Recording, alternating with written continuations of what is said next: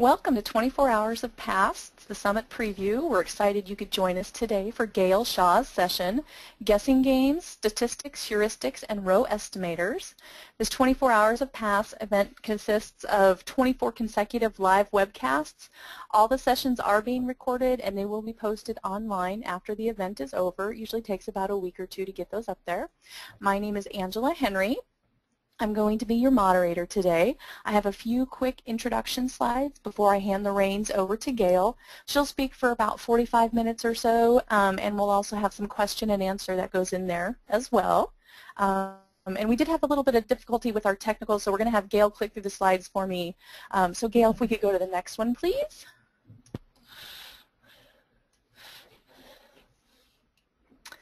All right. If you're having any issues, you can type your issue into the question pane and someone will assist you. To maximize your screen, use the Zoom button located on the top of the presentation window. Feel free to enter your questions at any time. The questions pane is located on the right side of your screen. Once we get to the Q&A portion, I'll read off your questions. We'll probably do some along the way, though, so that we don't get lost in where we're at with questions. We are going to have a short evaluation after the session, and your feedback is really important, so please take a moment to complete that, and it will just show up automatically on your screen. And if we can get the next slide. Oop, I'm having technical difficulties on my side. Nothing to do with Gail, sorry. I'm having a slow mouse. Oh, well. That's okay. So really like to thank our event partners, Microsoft and Dell Software. The staging of 24 Hours of Past would not be possible without their support and dedication, and they are the reason that this event is available free of charge. So thank you again, Microsoft and Dell. And if we could go to the next slide. And as you know, the Summit is coming up, Summit 2014. It's the largest conference for SQL Server and BI professionals, and it's the place to be to connect and learn with your peers and industry partners. Summit is not only a week of intensive learning and knowledge sharing that'll offer strategic insights, it's a time to network and rub shoulders with some of those industry experts. It's in Seattle, back in Seattle on the West Coast again this year, November 4th through the 7th, and it will feature over 190 world-class sessions on 5 topic tracks, and these 24 hours of past sessions that we're doing right now are just a mere glimpse of what you can expect to see at the Summit. If you want more information, you can go up to www.pastsummit.com, and if you register before September 26th, you can use the discount code of 24HOP14, and you'll get a fabulous $200 off your registration fee. Yay! All right, next slide, please. And without further ado, I am going to turn this over to Gail, and take it away, Gail. It's all yours. Ooh, right. You find the correct mouse. Right. So I'll dive straight into it. I guess there's no point in repeating Angela's introduction. I'm going to be talking for the next 40-ish odd minutes on statistics and row estimations. Now, any presentation that you attend on statistics is going to have the comment, the optimizer uses statistics to do row estimations. I know, I gave a presentation on statistics last week. I said exactly that. But very few people go into the details of how exactly the optimizer uses these strange things called statistics to generate its row estimations. So what I'm going to be doing in this presentation is going through some of the basics. In this particular case, well, for today anyway, equality and inequality index operators, and looking at how the optimizer takes these statistics and actually turns them into estimated rows 37.421762 or whatever it happens to come up with.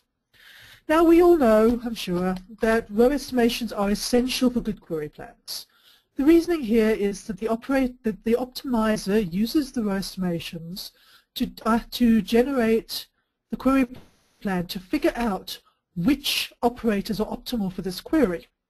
Some operators are good for small row counts, your nested loop join there, your key lookup, and some operators are good for really, really large row counts, your hash joins, your hash aggregates. So the optimizer needs some idea before it runs the query how many rows this query is going to affect. To do so, it looks at the statistics. The statistics let it estimate, and it is very much an estimation, how many rows it's going to get. These row estimations don't only affect the operators chosen, they affect any memory grants that the optimizer may request. So how much memory does it want to run this query? And it also affects whether it considers parallel plans or not, because parallel plans are considered based on the cost of the query. The cost of the query is based on the row estimations. So if your row estimations are very far off, you may get parallelism when you don't want it, or more commonly, not get parallelism when you do want it. I had a very interesting problem a few weeks ago with a query I was trying to tune. The query affected 5 rows. It read 5 rows out of an index. It didn't read the entire table. It literally read 2 pages and got 5 rows out. And it ran in parallel. So trying to figure out why on earth such a small query would run in parallel. Turned out that my row estimation was 5 million. That was quite an interesting problem. It's very rare, but it does happen. So which query operators, how much memory, and whether we're running in parallel or not are 3 of the things which the row estimations affect. And how they are generated is hellishly complex. This is not published, not by Microsoft anyway. And the formulas that SQL uses to figure out how many rows it thinks it's going to get are incredibly complicated and getting more so. It uses the statistics to start with. It uses the value in the predicate if it knows what it is. Now this is your row estimations of an equality or inequality predicate in a where clause, where some column equals some value. So it will use the statistics, it will use the parameter value if it knows what the parameter value is. It may well use the number of rows in the table. There's a couple of places where the total number of rows in the table affects the row estimations, is actually used directly to calculate the row estimations. If there's a unique constraint on the column, that information also goes into the estimations. If there are foreign key constraints, that can also affect the row estimations, though that one's more likely on a join than on a index seek. For example, if you've got a unique constraint and you do an equality predicate, there's only the only possible rows that could be returned from that are 1 or 0. You cannot possibly say where column equals a value on a column which is guaranteed unique and get 15 rows. Unique does mean completely unique. So the optimizer can use that information as well. The data types, to an extent, this one's not quite as common, but if you're looking for a value that's outside of the range of the data type, well, it's pretty obvious that it's not going to get anything. That's not such a big deal though. And I should mention that the row estimations, the cardinality estimator, it's actually what the piece of SQL Server is called that does all these estimations. That has changed dramatically in SQL 2014. In fact, it was the first major change that the cardinality estimator had since SQL 7. Yes, I really do mean SQL 7. So most of what I'm going to talk about tonight has not changed. It's fairly similar still in 2008, 2012, and 2014. I'll call out some of the differences towards the end.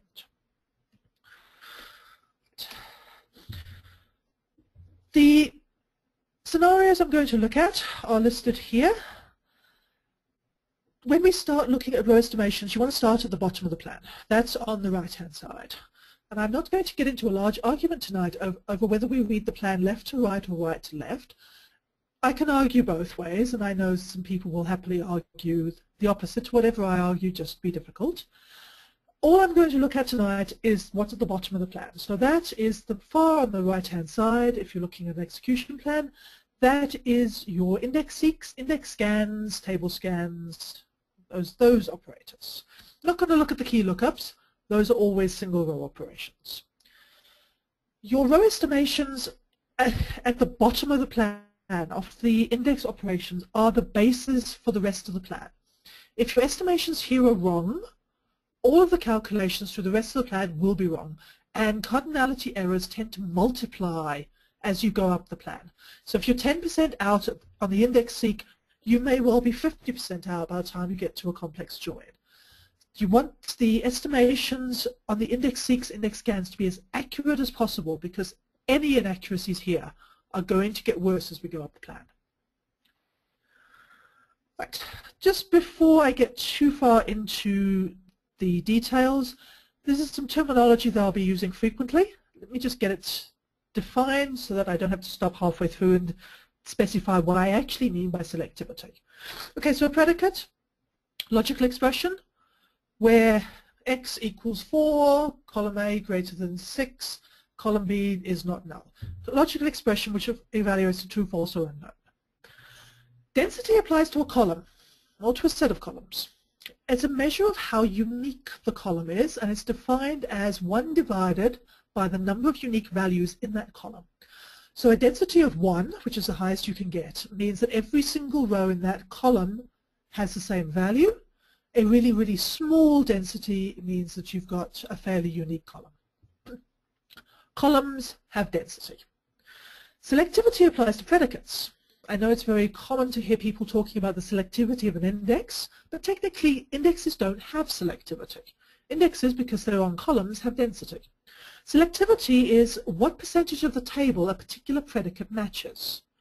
If I'm looking at a primary key column, it may be unique, but if I say where primary key column is not null, I'm affecting the entire table, because 100% of the rows are not null for a primary key constraint. So selectivity, a predicate. Cardinality, which is the last of the trio, applies to a query operator. Indexes and predicates don't have cardinality. The query operator, the cardinality is the number of rows that it's going to process.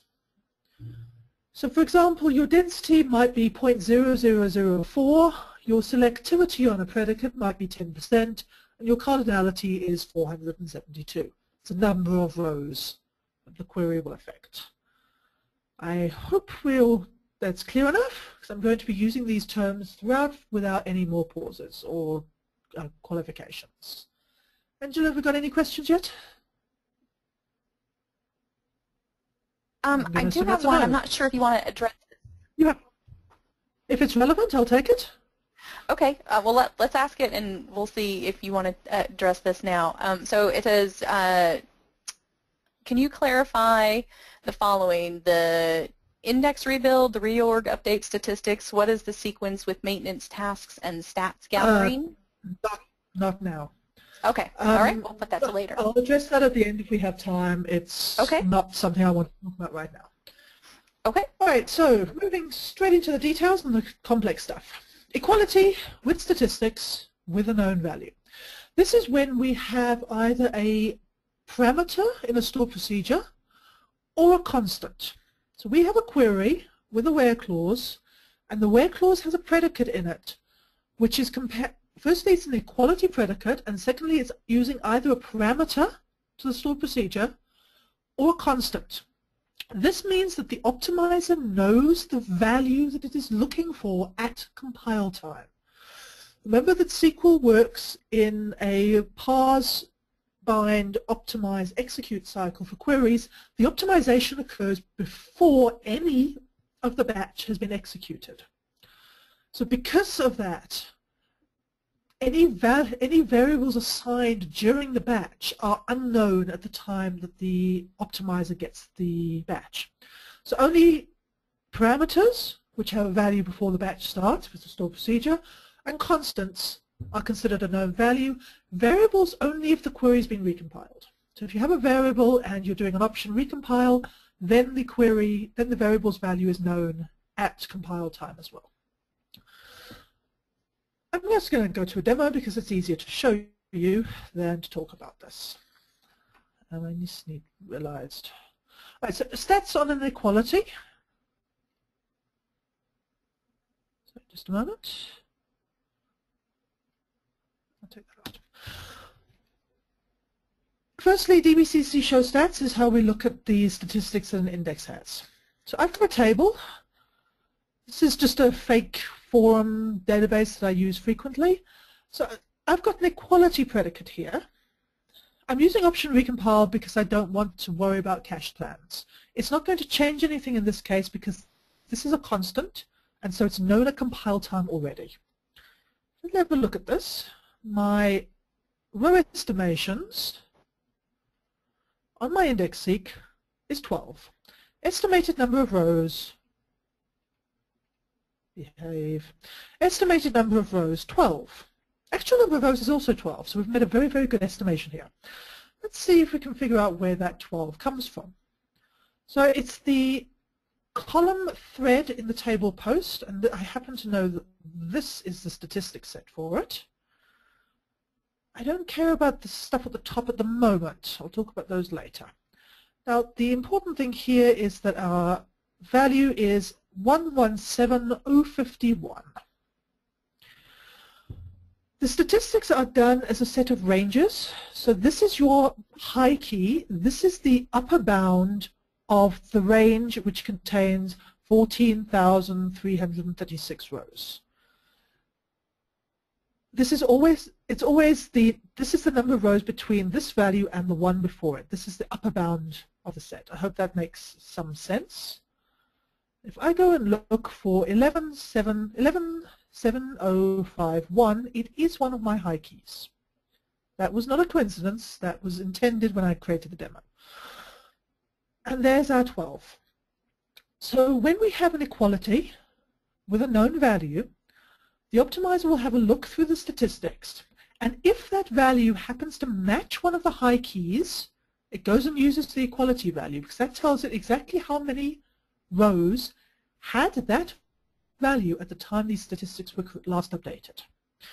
That's nice, but we only have, in this particular case, 50-odd high keys for 1.3 million rows, so that won't work all the time. So I'm going to have a look at another case. 117052 is not a high key. When I run that, I get 6 rows out, and I get an estimation of 3.94676. 3.94676. That's correct? Yes. Back to the statistics.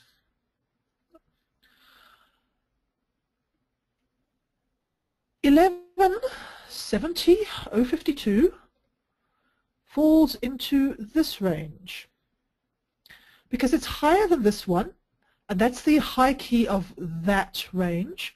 So my 117052 falls into this range, and this range tells me that the average number of rows, that is the average number of rows within that range which match a particular value. That's the average number of unique values. Sorry, the average number of duplicate values within that interval. So on average, every value between 117052 and 124527 occurs 3.946756 times in the table. And there's our row estimation, 3.94676. Optimizer's just rounded it very slightly. So that is our equality with a known value and with statistics. If the value matches one of the high keys, we get the EQ rows used, and if it doesn't match one of the high keys, then the optimizer goes and says, what's my average range row for that particular value, for the range that that value falls into. Right, and there's the summary. Find the interval it falls into. If it matches a high key, EQ rows, otherwise the average range rows. Hope everyone's happy with that. Right. The next one, which is slightly more difficult, equality with stats without a known value. Now this occurs when I've got a variable and I haven't recompiled my query, or where the optimize for unknown hint has been specified in the query. Optimize for unknown means don't assume you do not know what value has been passed for this parameter. It's handy in some cases when you've got serious data skew or serious parameter sniffing problems. Generally, this is what happens when you have a variable. So we have statistics, but we don't know what value we're looking for. So if we go back to this, you can see in this case the data is fairly evenly distributed, but not massively. I've got anything from the 32 rows matching a value down to 1.07. Now we do not know, because this is a variable, the value is not known at compile time, so we don't know where in the statistics set that value will fall. We've got absolutely no idea. So the optimizer cannot come and have a look through this and say, ah, I can use this to find out. It doesn't have a clue. Easiest way to do this is with a variable. So forum, I'm doing a slightly different query this time because it's easier to show. Select from the threads where forum ID equals, and I've got a variable there. So the optimizer, not a clue here. Let's have a look. This will take a few seconds. 22,695 rows actually affected, and the optimizer estimated 20,600.8. Not too bad. That's not too bad considering it had absolutely no idea what it was looking for. It's actually, in this case, it's because the data is fairly evenly distributed in that particular table. So let's make a note of that. It's 20,600.8. 20,600.8. No, just 8. Right. Now the statistics are still used in this case. It's just not the histogram. This is called the histogram, by the way. Fun thing here is I've only got 12 values in this particular column, so if we had known the value, we could have got it absolutely accurately by using this. But we don't know what the value is, so we don't know which of these to choose. So what the optimizer does instead, because it can't use this, because it doesn't know what it's looking for, it uses this. This is the density of the column. So this is a measure of how unique this column is. 1 would be all the same value. Really, really small would be unique. That's actually unique, because this is, the thread ID is the primary key. This is not very unique. 0.9090, sorry, 0.09090909. How very, very convenient. To see how the optimizer got that 20,000, let's take that. Too many 09s, I think. Close enough. 09090909. And it multiplies that by the number of the rows in the table. So in this case, because we've got statistics, but we don't know what the value is we're looking for, the optimizer uses the average density to figure out how many rows will probably be affected. Takes the density, multiplies by the number of rows. Remember, this is 1 divided by the number of unique rows in the unique values in this column. So if I take this and I multiply it by the number of rows, I will get approximately the number of duplicate values I have.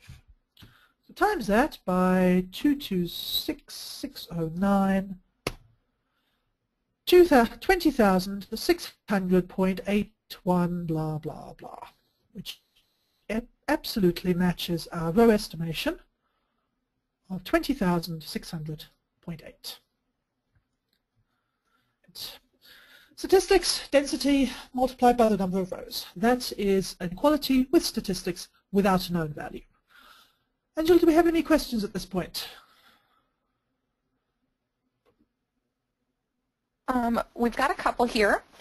So first one, does it make sense to create statistics on every column of every table for better query plan creation? No, it doesn't. Well, let's put it this way. If you've got auto-create statistics turned on, then if the optimizer needs statistics, it'll create them itself. If it doesn't need statistics, it won't create them. So unless you've gone and turned auto-create statistics off, which is generally a rather bad idea, you don't actually have to create single-column statistics at all, because the optimizer will go and do it when it needs it. Creating multi-column statistics, that's a whole nother kettle of fish, and that's a large discussion by itself. Generally, no. If I want to go and create something, I'll probably go create indexes rather than statistics. DTA is horribly fond of creating massive numbers of statistics, but I've not found them to be overly useful in most places. There's a few edge cases where you might want to go and create multi-column statistics. but definitely not go and create single column statistics. Optimizer will happily do that. Okay. I've got a couple more here. How can I determine what statistics objects that I might need to create to benefit a specific query? Which statistics objects do you need to create to benefit a query? Again, if you've got auto create statistics turned on, probably none.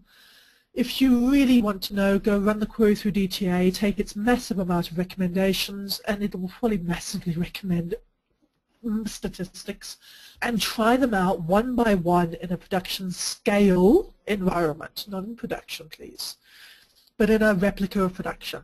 And you're generally looking for the, if it benefits, keep it, if it doesn't, throw it away, which you've got to do with DTA's recommendations anyway. It's overly fond of recommending too much. Again, I'd probably want indexes rather than statistics, because all indexes come with statistics automatically. What you may have noticed from my queries is that these are index names. They're not auto-created statistics, the W_WA mess. They're actually indexes that I've created on these tables to benefit queries. And because the indexes have statistics, I can use them for these demos. So,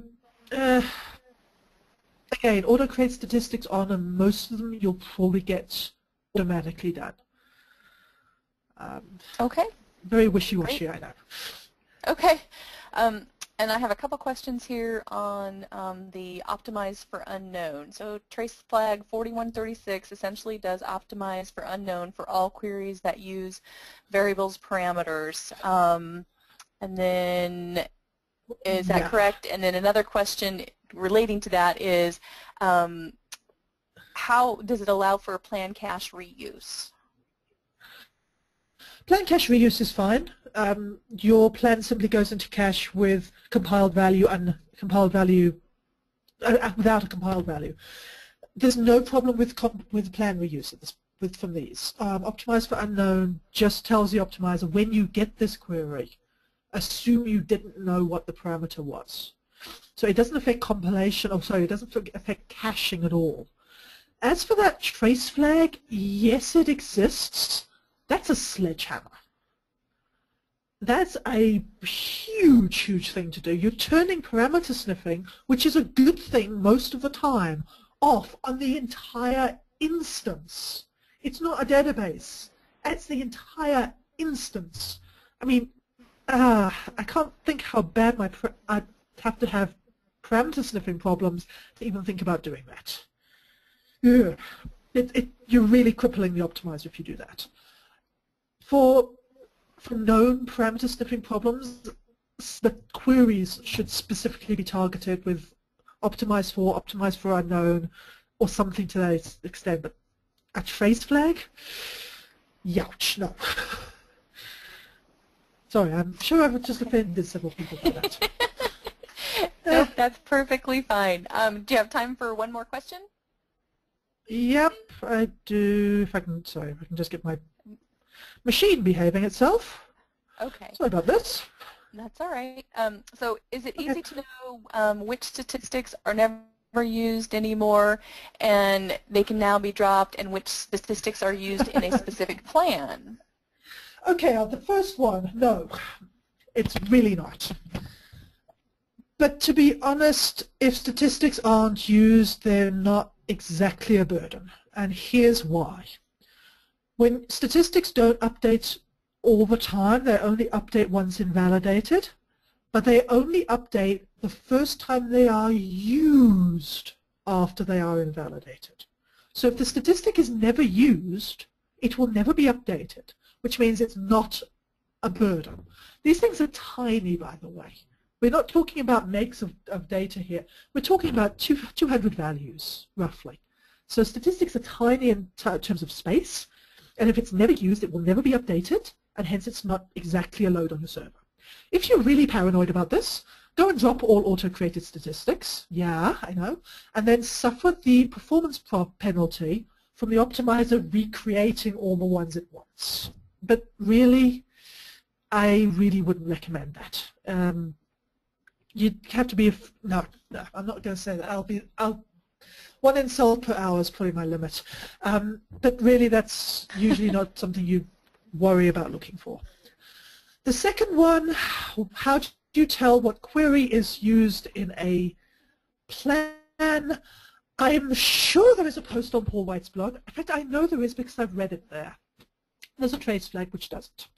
And off the top of my head, I cannot remember what that trace flag is, but I'm sure some friendly person will happily put it on Twitter for me at some point in the next half an hour. I'll find it out and I'll answer that one. But there's a trace flag, which happily prints out to the messages panel all the statistics which are used. Okay, that's enough questions now. Moving on. Right, so equality without statistics. By this point, we're guessing. We've got no idea what the data distribution in this table looks like. The number of rows is always known because the storage engine maintains that. That's the number of rows in sys partitions and sys.dmdb partition stats. The total number of rows in a table is always known, but without statistics there is no idea at all what the distribution of that data looks like. SQL has no clue whether the same value is in every single row or whether it's completely unique.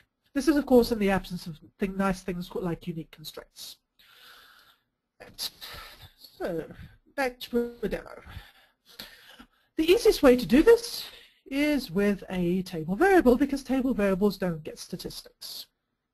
Now, I'm sure somebody is about to tell me, or somebody is shouting to their computer right now, but table variables always estimate one row.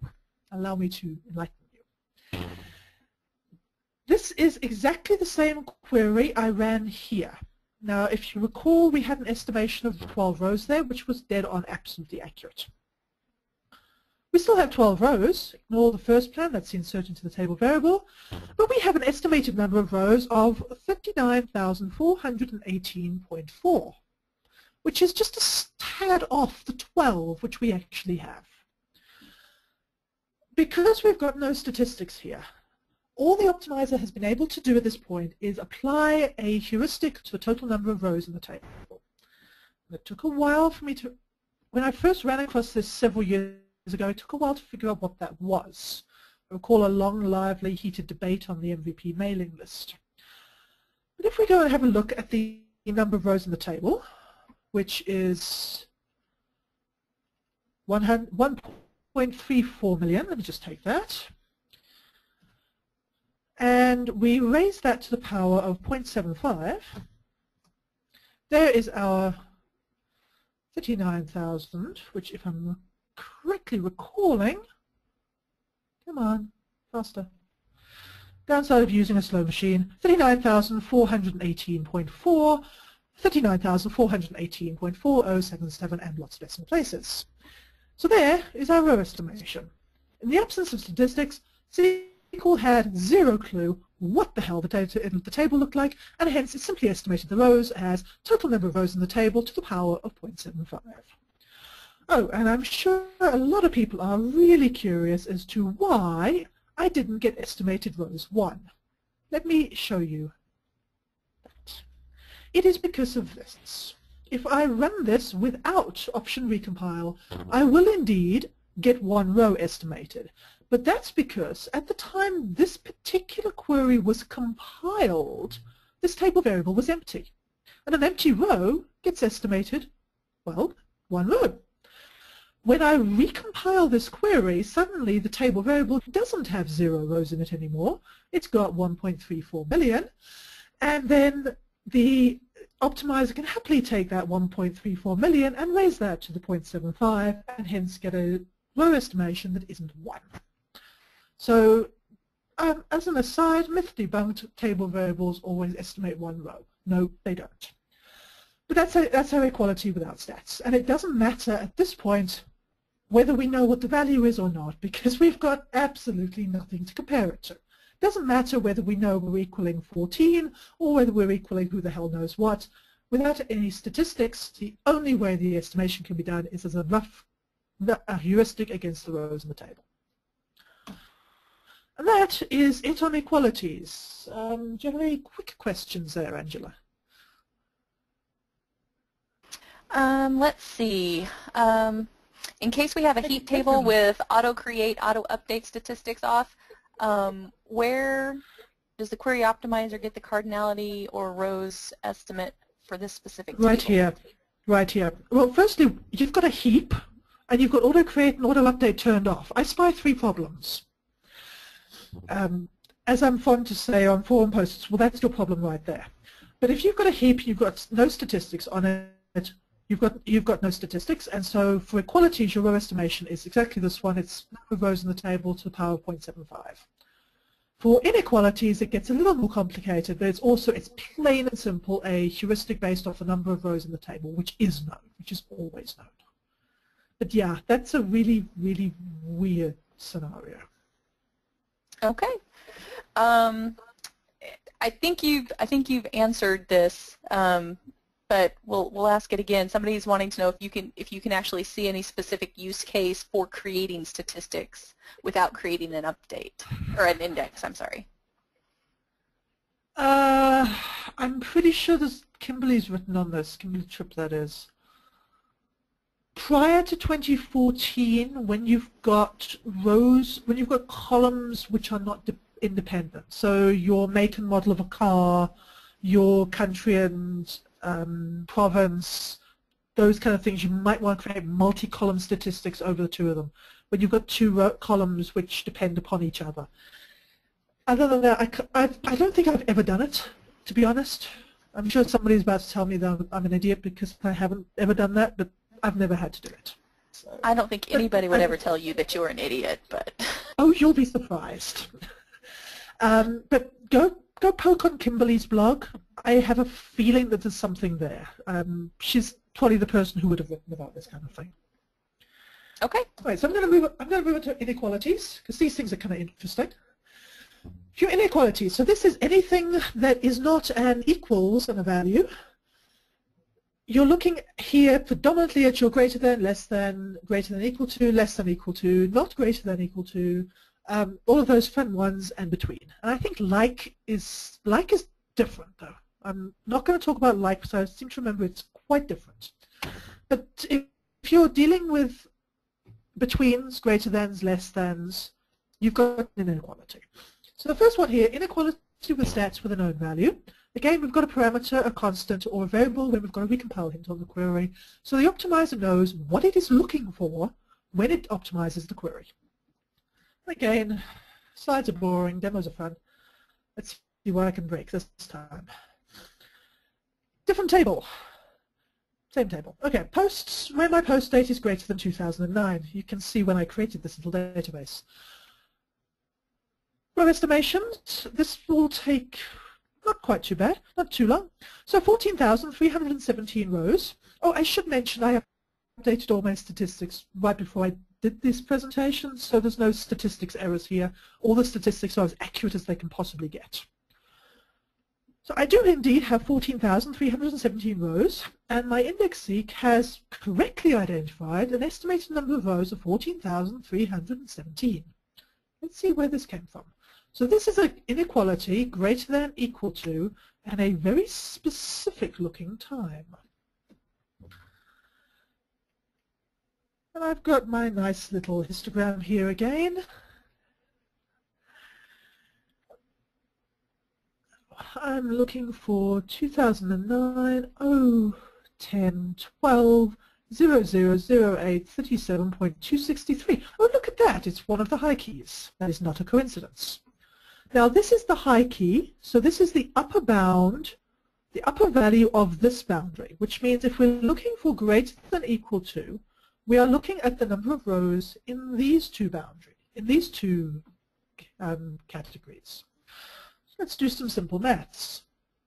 8191, that would be this value here, plus 6123. 14,314. I appear to be missing 3 rows. Well, not really, because the range rows, which by the way really is, the range rows is the number of rows between this value and this value exclusive on both sides. So this 8191 does not include the number of rows which actually equal this value, which is 1. So to add to this, there's 14,314 that I got by adding these two together. I need to add the equality rows of this boundary value, and this boundary value. So there's my missing 3 rows.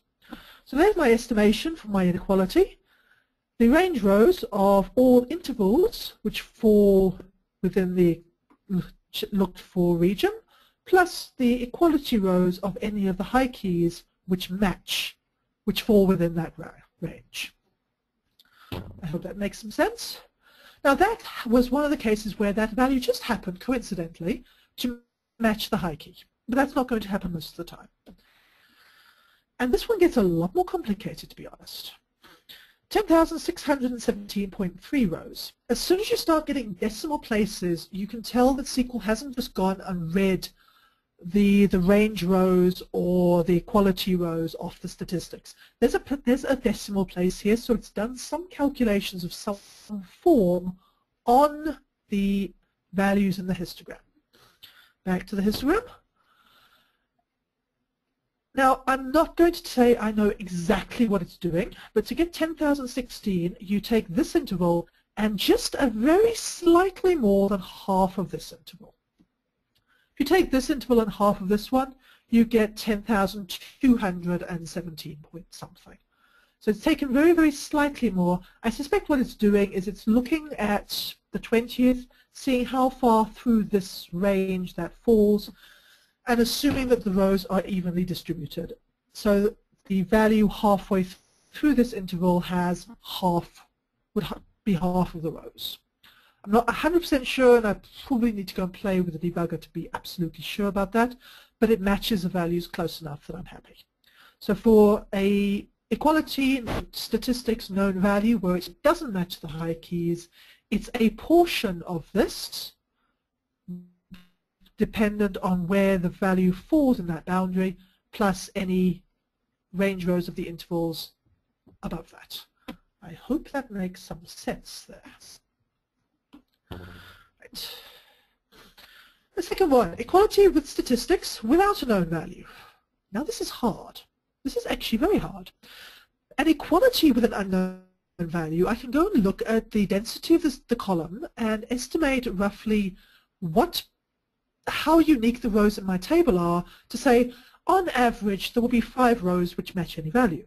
That's great with an equality. It doesn't help with an inequality, though, because an inequality could match anything from none of the table to all of the table, depending on the values being passed to it.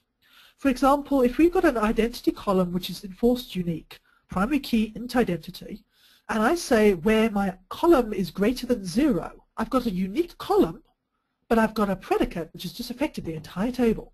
So density really, really low, but my selectivity was 100%. I just affected the whole table.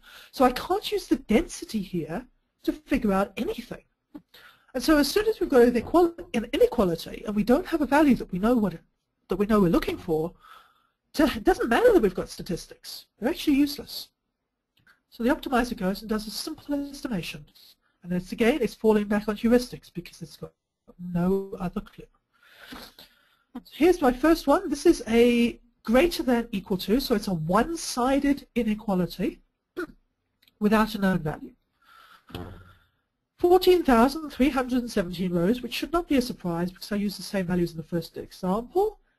But my row estimation is 402,458, just very slightly off by about a factor of 20, more or less. Yes, computer, I know. How did it get that?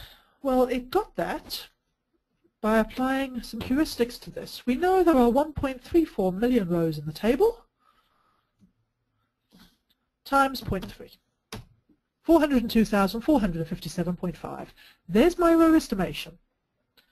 Because SQL had no clue of what it was looking for in that column, it can't use the density, it can't use the histogram, so it's fallen back on a heuristic based on the row count, and in this case it's 30% of the rows in the table. Fixed. When we have a two-sided inequality, so that's a between, or a greater than this value and column less than that value, we again fall back on heuristics because, again, we've got absolutely nothing else we can do.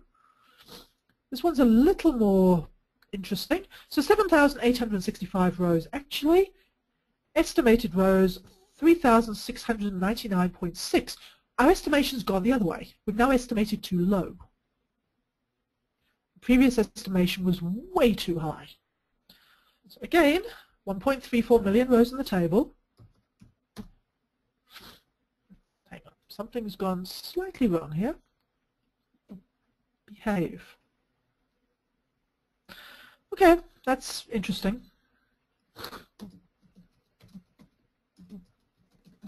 When in doubt, clear the procedure cache, because something's gone slightly skew. My comment there is how many rows I got as an estimation in a previous example. No, SQL's not playing. Okay, on my other machine, I know that's a bad demo example, but on the other machine I was with, I know what I've done. Option recompile, so those were known values. That's called stupid, on my part, of course. Let's try this without the option recompile, and maybe I'll get what I actually wanted. Right, I did say this was supposed to be inequality without a known value. Of course, recompile lets SQL see the value of variables and hence became with a known value. So remove the recompile, and estimation number of rows 120,737, actual rows 7,800. It doesn't know at this time round, it doesn't know what the values of lower and upper are because it hasn't got the recompile hint on there. And so we have the total number of rows on the table, and in this case it's 9%. 120,737.25. Right, inequality with stats without a known value. Inequality without stats, Optimizer doesn't have a chance in hell at this point. It doesn't know what it's looking for, and it doesn't know what the statistics are. But if you note in the previous example, as soon as we didn't have a known value, the statistics in general were useless because we couldn't use them. So it doesn't actually make that much difference whether we have statistics or not. If we don't have known values, if we've got variables on our inequalities, we're going to get that 30% or 9% row estimation. Because the statistics, if they are there, are useless, and if they're not there, well, they're not there. So again, inequality, as soon as we don't know the value we're looking for, or the value on the ranges of the inequality, you end up with those heuristics based on the row counts. Right, I'm going to rush over this one really quickly. Multiple predicates. And very much prior to 2014, this is one of the things that were changed in 2014. In all versions before that, down to SQL Server, the optimizer assumed that predicates were independent. And so if you have two predicates which each have a selectivity of 50%, the optimizer would assume it could just multiply those, and the combination of the two would return a quarter of the table. If one affects half the table, the other affects half the table, then the two together should affect a quarter of the table. It's assuming they're independent. Now, of course, this isn't true when you're doing things like city equals Johannesburg and province equals Gauteng, because I assure you we only have one city of Johannesburg in South Africa. There isn't another one hiding in Cape Town. I hope there isn't anyway. And so this is not an independent set of predicates.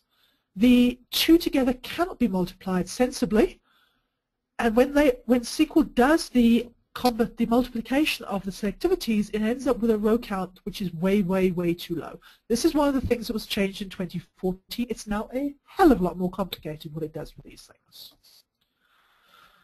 Special cases, I've talked about most of these. Unique constraints, obviously, estimate to 1 for inequality.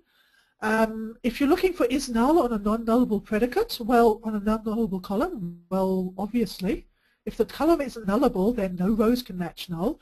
That's an obvious 0 rows. And when you've got contradicting predicates, the optimizer will look at these and say, this is stupid. There's no way in hell a column can both be greater than 10 and equal 0. No rows estimated. But those are fairly special cases. 2014. If you're interested in what's changed in 2014 and you don't want to come to my session at Past Summit, go and read Joseph Sachs' blog on SQL Skills. He's written a huge amount on the 2014 cardinality estimator changes. We'll post after post after post going into a lot of details. Right. Well, that was handy. I said white paper and I didn't actually find the link for it. The link is actually on Joe Sack's blog, which so you've got the link to that. That's his white paper, by the way. The query tuning terms just goes into the cardinality density that I spoke about at the beginning, and there's several good courses on this at Pluralsight, mostly from the SQL Skills group. Right, that's me done and virtually out of time. Angela, do we have any quick questions? Actually, we've got a few minutes. Quick questions or medium questions? Okay. Well, I've got one, just a side note. Somebody says, Marion says, they fixed the one-row estimate for table variables, Service Pack 2 for 2012, trace flag 2453. Yes. They're sorry, they didn't want to spoil your fun. I believe that forces recompiles. But if you don't turn it on, you're getting the one row if you don't have recompiles. That said, they still have no statistics, which means you're still getting the thumbsuck based on the number of rows in the table and the heuristics. There's still no density statistics. So you're still going to get massively wrong row estimations. No, it's not one any longer, but it's probably not going to be anything remotely resembling correct either, unfortunately. Okay. Lots of nice people posted Paul White's blog link. The trace flag is 9292. When enabled, that gives a report of all statistics objects which are considered interesting by the query optimizer when compiling or recompiling the query in question. So 9292. Okay, I have what I think will be a fun question for you to answer because I know exactly what the answer is going to be. Can we run DVCC free proc cache anytime on the production server? Well, that depends. Do you like performance problems? If you like performance problems and you like crippling your production server, by all means. That clears the procedure cache. That forces every single plan or every single query coming in to recompile again. It is near guaranteed to toss the CPU several percent higher, and it's very likely to generate interesting phone calls to the DBA team along the lines of, "The server is slow." No, please don't. Please, please, please don't. It's something you want to do on dev if you want to force out the entire plan cache. If you've got a single bad plan in cache, you can say, I think it's DVCC free proc. There's another one where you can pass it a query handle that will just throw that handle out of cache. I can't remember if it's free proc cache or another one. Or you can recompile the query, or you can recompile the table or restore procedure. But please, please, please, please, please don't do a free proc cache in production. Guaranteed to cause some interesting times later that day. Okay. I knew I was right. I knew what you were going to say. All right, the next one. If I compare to a calculation that uses a parameter, will it be treated as a known value or an unknown value? And for example, if A was a parameter and the where statement was where B is greater than A plus 3, would the optimizer treat this as a known or an unknown value?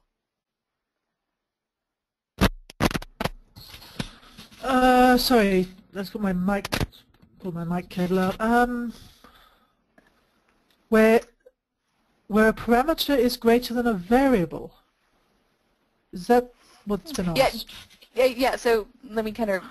So they're trying to. Really, the only time that the optimizer cares is when it's comparing a column to something.